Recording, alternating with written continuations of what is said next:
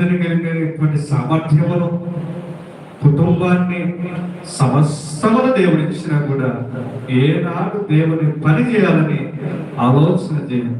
దేవుని పనికి అడ్డుపడతాము కానీ దేవుని పని చేయడానికి సహాయం చేయండి.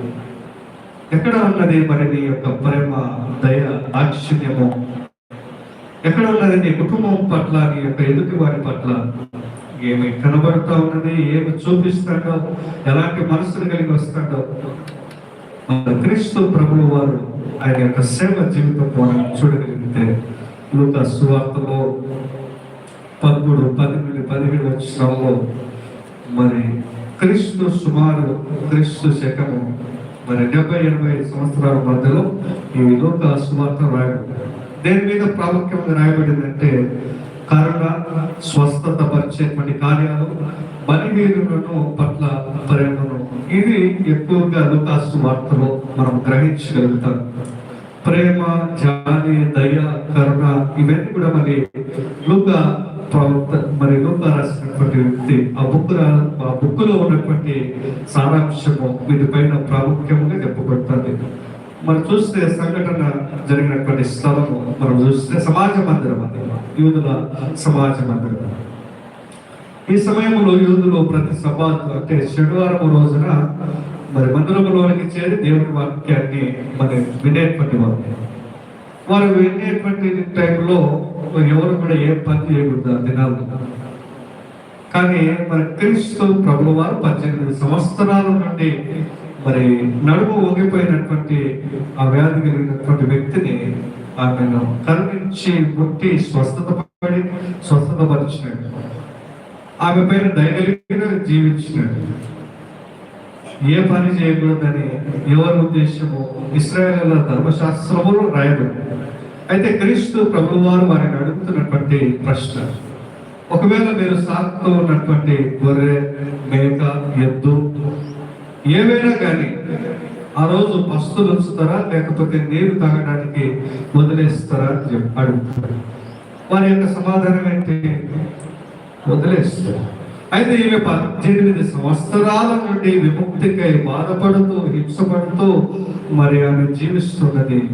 మరి ఈమె రోజున స్వస్థత పడాలి.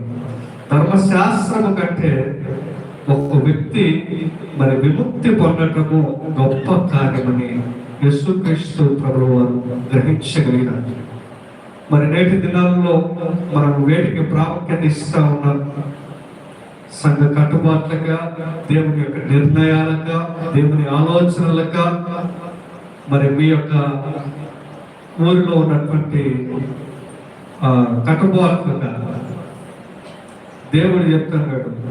మీరు ఊరి కట్టుబాట్లు, మీ కట్టుబాట్లు, మీ ఆలోచనలు ఎందుకంటే మందిరాల్లోని కూడా మీరు రావద్దు, ఆలోచన చేయకూడదు. మీరు ఎవరు రమ్మన్నారు మిమ్మల్ని ప్రశ్నిస్తూ ఉంటారు. మీరు అనర్హులు. అర్హులుగా ఉండాలంటే మీరు ప్రేమ కలిగి జీవించాలా, కరుణ కలిగి జీవించాలా, అందరికి సహాయం చేసేటువంటి గుణము కలిగి ఉండాలా. ఇవన్నీ మీలో ఉంటేనే తప్ప నా మందిరానికి మీరు రాకూడదు అని నిశ్చయముగా దేవుడు చెప్తాడు. కాబట్టి మనము కూడా దేవునికి నచ్చినట్లుగా దేవుని యొక్క గుణగణాలకు అతీతముగా మనము నడిచి దేవుడిని ఈ సమాజంలో మనము గొప్ప స్థానంలో ఉంచాలని దేవుడు ఆశపడుతున్నాడు. మనము కూడా మన ఎదుటి వారిని కరుణించి వారికి సహాయం చేసేటువంటి గుణం నేను చెప్తూ వచ్చినాను. మరి మనమే ఉపవాసం అని అనుకుంటారు. ఈ యొక్క ఉపవాసము ఒక ఆకలిని తీర్చేదిగా ఉండాలి, ఒకరికి సహాయం చేసేదిగా ఉండాలి. ఏనాడు ఎంతో మంది చెప్పినము కానీ వారు ఈ చెవును పెట్టి ఈ చెవును వదిలేస్తారు. అది కాదు దేవునికి నచ్చినటువంటి పనులు. ఏదో మనం డైట్ చేసుకొని ఆహారం మిగిలించుకోవడానికి కాదు, అది ఒకరికి ఉపయోగపడటానికి నువ్వు ఉపవాసం చేయాలి. అదే కదా ఉపవాసం అంటే.